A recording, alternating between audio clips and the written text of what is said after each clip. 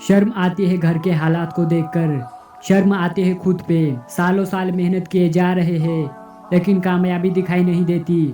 माँ बाप एक एक पैसे के लिए भटक रहे हैं, एक एक पैसा जुटाकर मुझे पढ़ा रहे हैं। अगर हम कामयाब नहीं हो पाए तो क्या होगा?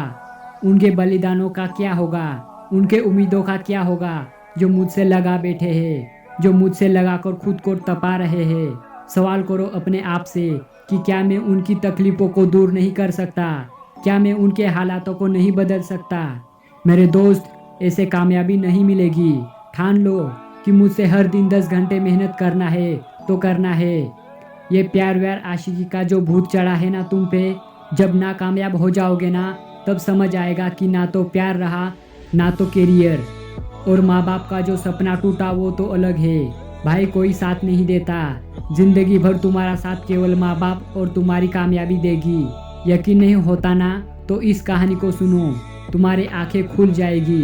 राहुल नाम का एक लड़का जो महाराष्ट्र की राजधानी मुंबई में कॉम्पिटिटिव एग्जाम की तैयारी कर रहा था। माँ हाउसवाइफ और पिता मजदूरी करते थे। राहुल अपने पिता का एक लौता बेटा था।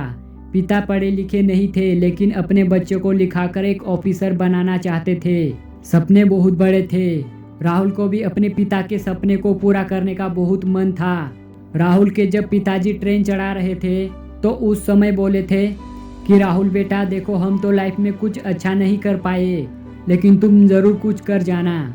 राहुल भी अपने करियर को लेकर बहुत सीरियस था। हर बार क्लास में टॉप आता था। लेकिन इसी बीच राहुल को एक लड़की ने प्रपोज कर दी और राहुल भी उसे एक्सेप्ट कर लिया। कुछ दिन सब कुछ अच्छा चला लेकिन धीरे धीरे पढ़ाई को कल पर टालने लगा। टाइम का बिना परवाह किए रात को 2-2:30 बजे तक चैटिंग करने लगा। ना तो सुबह समय पर उठ पाता और ना ही रात को समय पर सो पाता। वो कहते हैं ना, किसी भी चीज़ में अति बहुत ही हानिकारक होती है।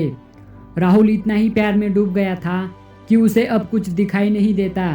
क्या लक्ष्य है, क्या करने आया था, घर की कंडीशन क्या है, माँ बाप कैसे पैसे भेज रहे हैं, सब कुछ भूल गया था।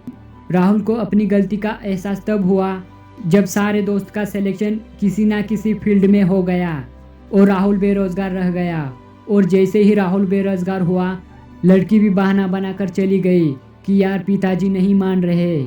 जब तक उम्मीद था कि राहुल अपनी लाइफ में कुछ अच्छा करेगा तब तक साथ थी, और जैसे ही उम्मीद टूटा सब कुछ खत्म हो गया।